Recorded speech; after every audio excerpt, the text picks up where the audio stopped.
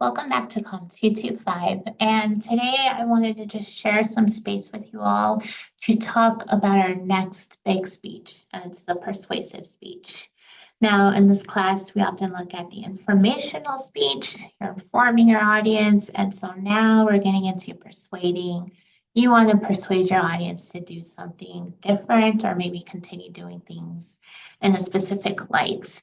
And so this, I don't want to call it speech, a mini lecture is just going to focus on what the speech should look like and things that I saw from our last speeches that we can maybe incorporate and work on in this next speech. So you're going to see this handout is available on Canvas. You should be able to see it's called Persuasive Speech Handout. You 100% will want to download it. You will see why towards the end of the handout. But this one's going to be a little bit longer. It's going to be 6 to 8 minutes. I always look at this as kind of like our final. And so you want to be sure that, we've been working towards this and kind of feeling that comfortability of like, how does it feel to be talking to a camera/audience? So with your speech, you want to think, how can I motivate action? And how can I have like a speech of policy? Just think about like, how am I supposed to change your mind on something? You want to focus, and this is really huge, on a problem, cause, and solution. So whatever topic you end up choosing, I know I like to talk about why, orca whales at SeaWorld, they shouldn't be there anymore. So the problem is because the whales are losing their minds just swimming around a little bathtub.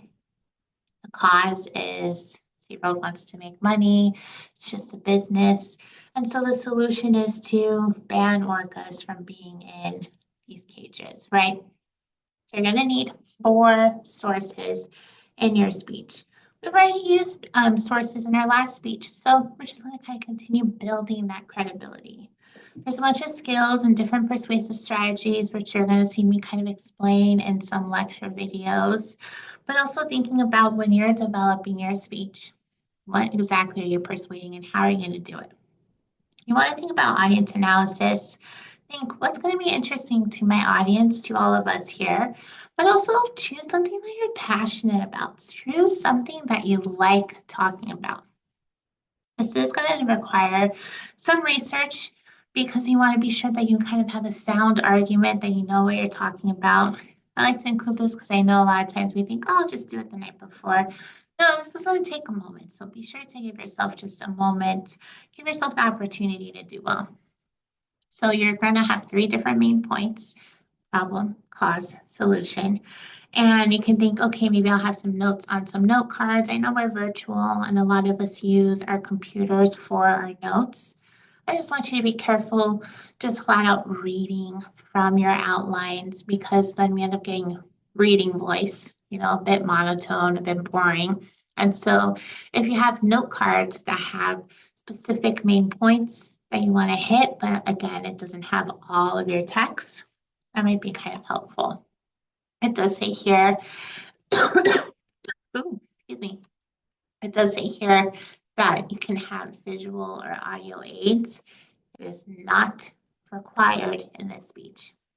I know our last speech, I wanted you to have some visual aids, and we kind of had fun with that, thinking about a presentation aid or thinking about showing objects. So this one, you don't need any kind of visual aids. If you want one though, you totally can have one. Now, here are some past student examples.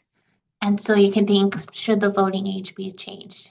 You can kind of explore ways of how that can be a problem, cause, or solution. Why is recycling important? Maybe why is recycling not important? Why should the GRE or standardized testing be eliminated? And then I like to include some more fun ones that people have started doing just based off of trends, what's hitting our world right now. So is sharenting a bad thing? You know what sharenting means? It means when parents overshare their kids on social media. So it's like, is that bad to have your kids on social media, especially if they're young? And then I have an interesting one, and it's, is the earth flat? You can have the opportunity to explore a conspiracy theory.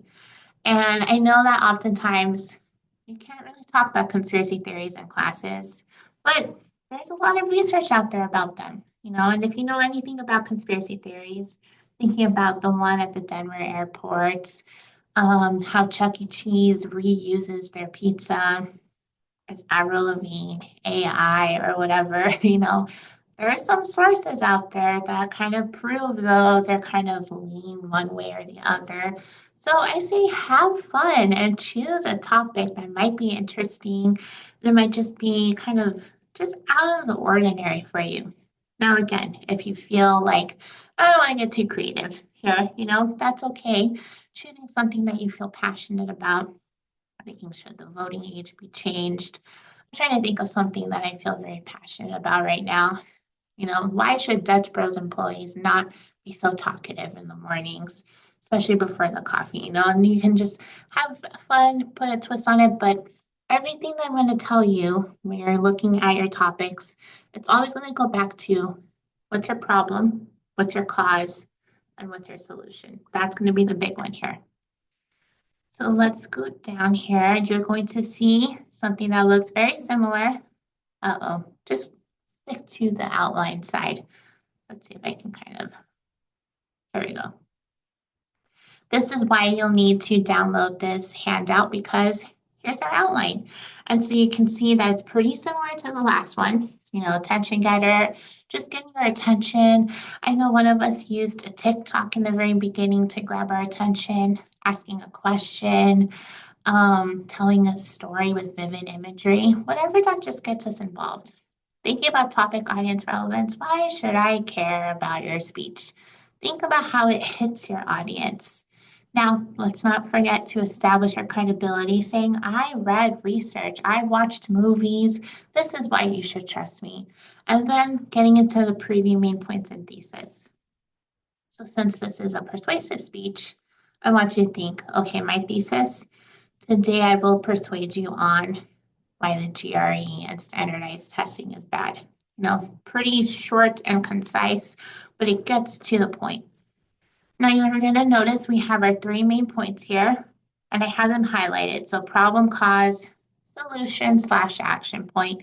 This is where you can kind of focus on these specific concepts of your topic. And then you're going to see summary and closure at the very end. And then we'll have references here at the bottom. I hope that this makes sense to you. I hope that you start thinking about what am I passionate about? What do I feel is something that I can kind of talk about in a problem cause solution / action point way. And just think, this is something that I care about and I want you to care about it as well. If you have any questions, please let me know. I will probably have open office hours next week just for a time for us to share, and you can ask me any questions.